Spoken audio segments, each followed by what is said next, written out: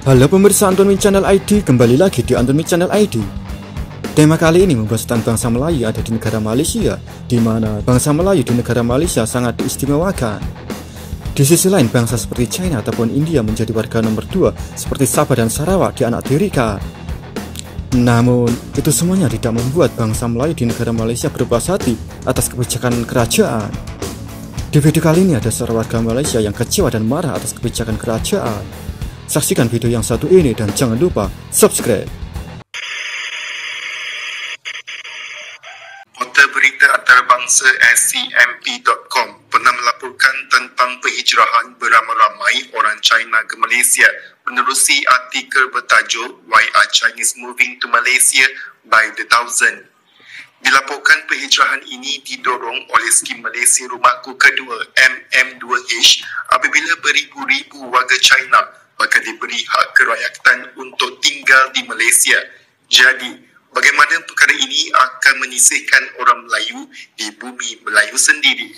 Menurut satu kenyataan yang disiarkan dalam Facebook Putra, orang-orang China yang datang beramai-ramai ke Malaysia itu bukanlah buruh atau golongan miskin, tetapi mereka adalah kaya raya dan rata-rata profesional.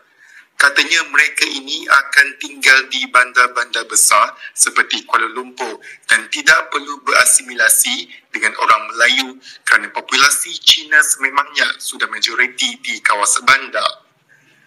Orang-orang Cina didakwa akan bergabung untuk menguasai ekonomi dengan tambahan kekayaan baharu yang dibawa pendatang baharu dari negara China itu.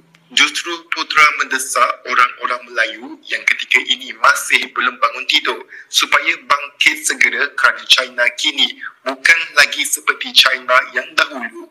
Katanya revolusi industri China telah meningkatkan taraf ekonomi rakyat mereka, melahirkan 800 juta golongan kelas pertengahan dan ramai dalam kalangan mereka sedang mencari kehidupan baharu di luar negara.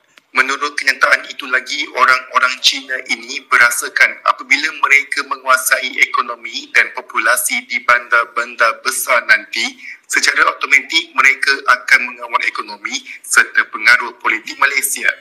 Dari segi sosioekonomi pula, mereka ini hanya prefer Chinese dan membuka peluang pekerjaan sesama mereka. Peluang orang Melayu yang berhijrah ke bandar untuk mencari kerja sangat tipis dan jika ada kerja sekalipun, hanya jawatan bawahan. Akhirnya ini akan menyebabkan Melayu terus bergelut dengan kemiskinan di kampung dan hanya mampu melihat orang-orang Cina baharu dan lama ini hidup mewah bergembira di bandar-bandar besar seperti Kuala Lumpur. Oke teman-teman semuanya, sudah kita saksikan bersama-sama. Sekarang dikuasai oleh China, baik itu China yang bernegara Malaysia ataupun China yang dari Tiongkok, daratan Cina. Dan ini membuktikan bahwa persaingan tiga bangsa antara Melayu, India, dan China ini yang kalah. Ini bangsa Melayu ya teman-teman. Karena seperti ini ya teman-teman, persaingan di Malaysia ini adalah tiga bangsa, yaitu gambaran dari bangsa Indonesia, China, dan India. Karena apa? Penduduk Melayu Malaysia ini adalah pendatang atau diaspora dari Indonesia. Bisa kita katakan, bisa kita asumsikan bahwa tiga bangsa tersebut mewakili China, India, dan Indonesia.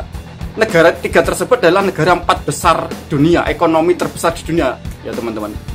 Jadi perlu kita ingat lagi, tiga negara tersebut adalah negara paling besar di dunia, masuk 4 besar negara terbesar di dunia ya teman-teman. Jadi ini persaingan ya teman-teman. Namun di Malaysia ini pemenangnya adalah dari China. Karena apa? China ini yang ada di Malaysia ini masih berhubungan batin atau kontak dengan daratan China, nenek moyangnya. Begitu juga dengan India, masih kontak batin atau masih saling kunjung antara India yang ada di Malaysia dengan India yang ada di negara India sana. Ya begitu juga dengan Melayu, sebagian masih punya ikatan batin atau kontak dengan Indonesia. Karena Melayu di Malaysia ini adalah diaspora dari Indonesia. Ini persaingan tiga negara besar ya teman-teman.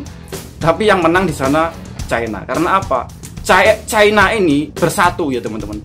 Dimanapun negaranya, dia tidak menghilangkan budaya, adat istiadat, bahasanya. Dimanapun dia berada. Hanya di Indonesia yang mulai luntur. Karena Indonesia juga negara besar ya teman-teman. Tetapi di Malaysia ini enggak. Di Malaysia ini adalah diaspora Indonesia yang jumlahnya sedikit, tapi dia sombong gitu loh. Bangsa Melayu di Malaysia ini punya alam sendiri, yaitu alam Melayu. Alam Melayu Mahawangsa. Jadi Melayu Malaysia ini membuat dunia sendiri, yaitu ilusi alam Melayu Mahawangsa. Dan ini jelas merugikan dari Melayu di Malaysia. Karena apa?